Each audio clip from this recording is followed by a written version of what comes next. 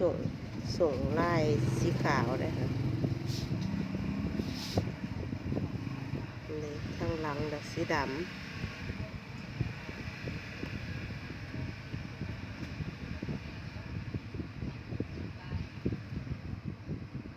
นี่กีกผ้าได้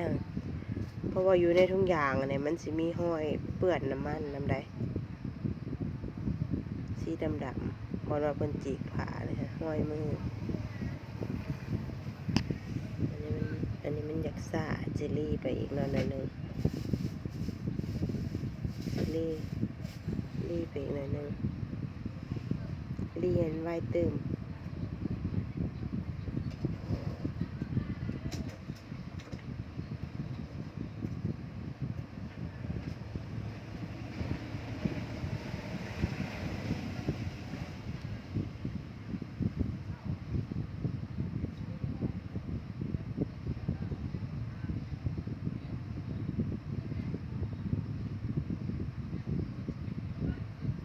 อันนี้ก็ไปงัดตู้ขาข้างหลังก็โดนเติบเพราะว่านี่มันรีไวเลยสัก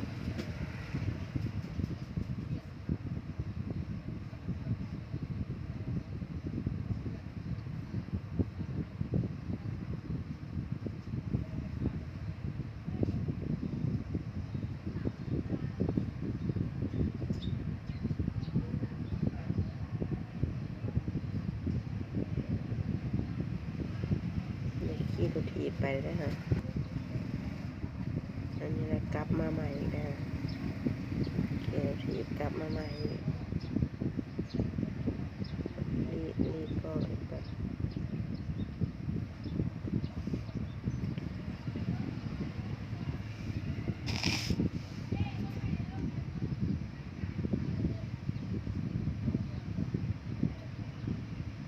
ขี่รถถีบไปกัน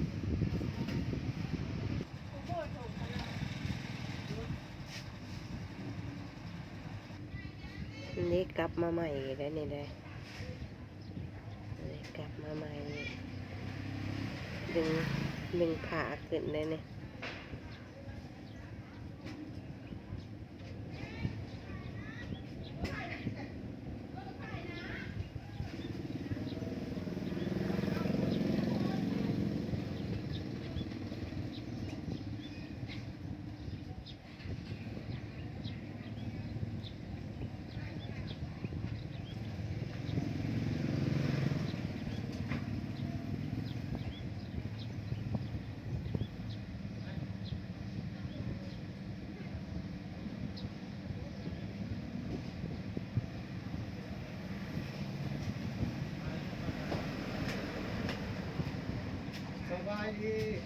โดย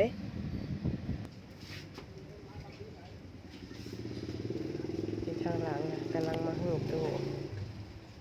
มันซีรีส์ไปอีกหน่อยหนึ่งเนาะ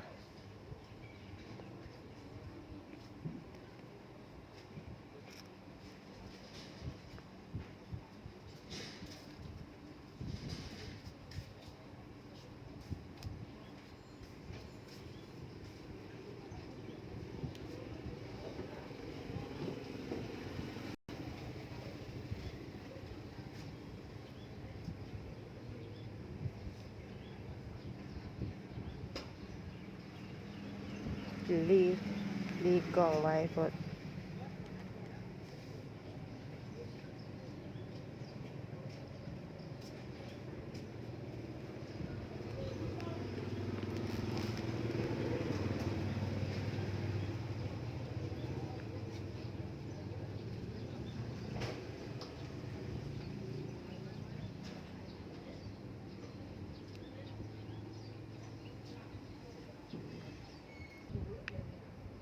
อันเดมาอีกเลยนะฮะอันเดจอดอยู่ค่ะ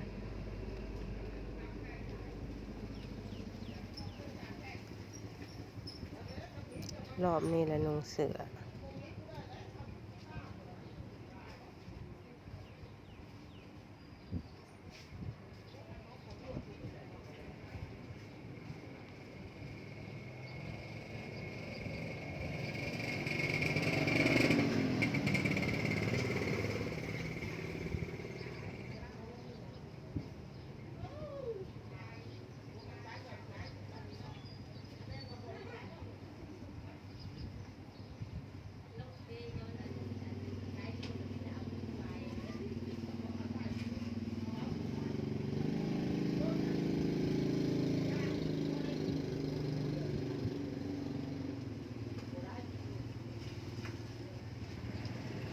ยางใหญ่นะฮะอันเดียวไปนะเพราะว่าเที่ยวมาบ่เป็นทุกอย่างค่ะก็หลายรอบเด้มาอยู่ก็ออกไป